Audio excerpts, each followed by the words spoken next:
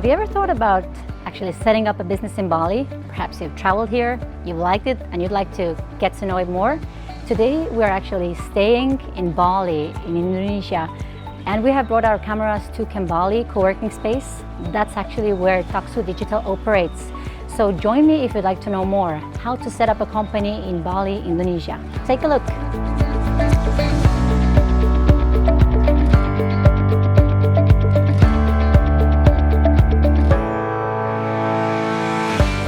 My name is Lloyd Cooke.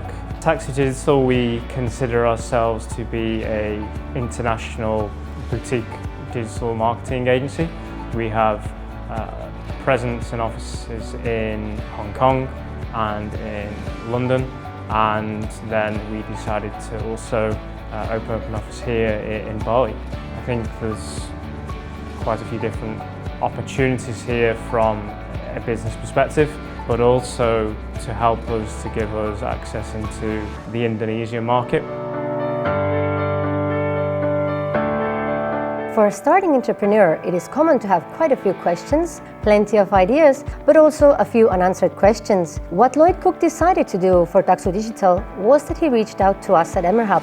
Today we've also invited Emerhub Bali's branch manager, Trin Tikane, to share some of her ideas on how to set up a company in Bali. When starting business in Bali, the most important thing is to have a clear understanding what you plan to do and who is your team, because making any changes in your company along the way is time-consuming and expensive.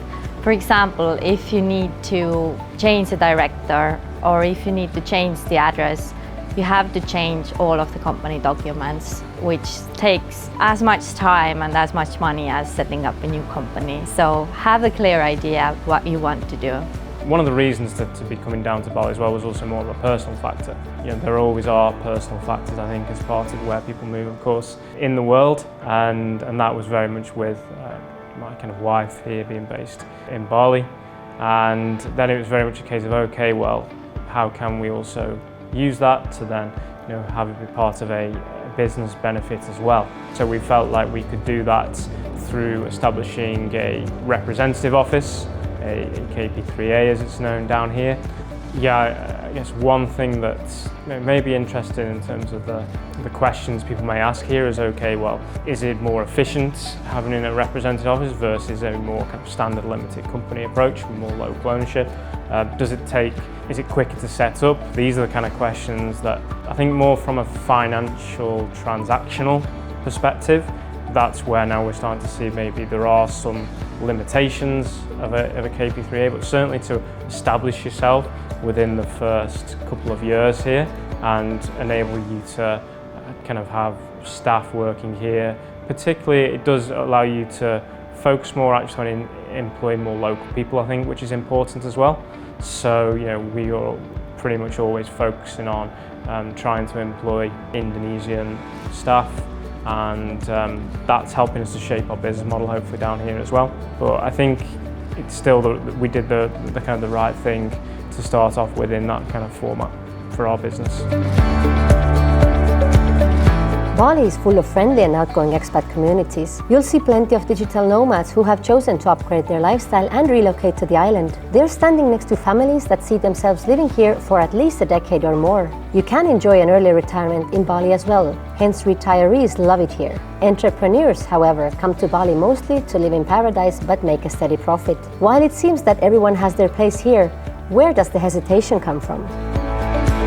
When people are considering to start business in Bali, I see a lot of hesitation, and some people take even years to decide whether to actually proceed or not, because there is so much contradictory information, the laws changes. The setup takes time and is more costly compared to the countries where you can register a company online within a couple of hours. These complications actually mean that many people are not willing to take the risk, not willing to take the step ahead, and the competition in the market is actually much smaller compared to the countries where registration process is really easy.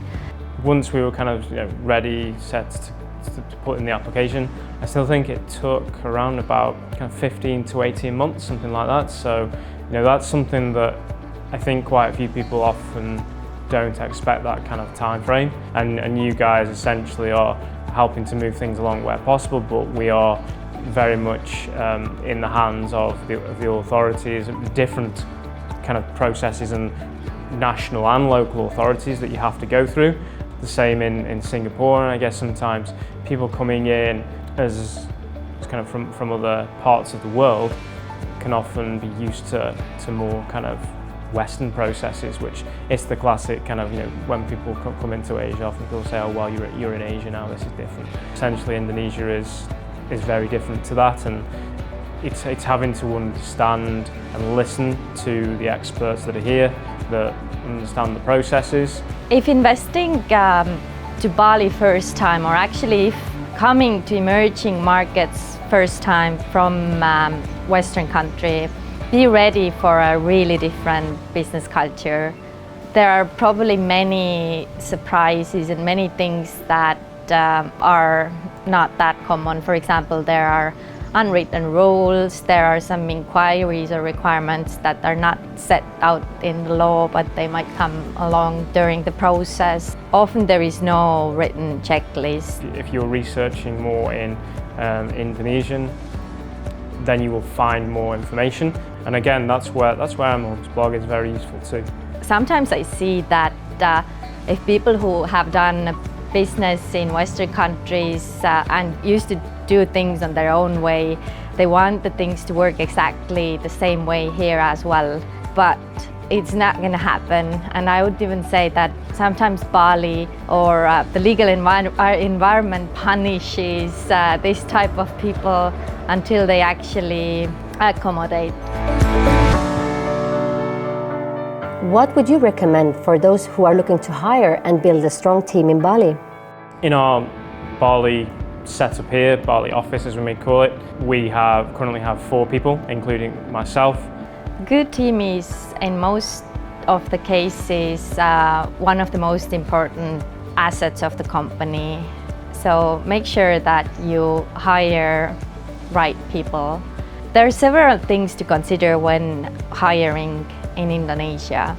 You need to be well read on those, well read up on those processes as well, and there are different ways you can approach employment, and again, that's where I advise that you get the information that you need at a relatively early stage before you start considering bringing on new employees for any entity that you have down here in Indonesia. Keep in mind that termination of employment contract in Indonesia is tricky. One solution is to initially use fixed-term agreement, which allows both parties to terminate the agreement within 30 days notice. It is quite usual that employees change their job once a year or in every couple of years. So the key is also to figure out the remuneration or package for the employees that motivates them to stay with your company. So I think particularly in Bali, but also across Indonesia, I think there's quite a lot of good skills within creativity and design, in particular in kind of graphic design, social media. Those are the things we've had quite a lot of applications for. Structured web project manager style, developer. But we see a lot of potential in the Southeast Asia region. There's more areas for growth, and even more so in that kind of south part of Southeast Asia, within particularly Indonesia. Bali is one of a kind, and they don't call it a paradise for nothing. If you plan on relocating to Indonesia, you'll find useful information from Emerhub's blog. Make sure to go through the links below.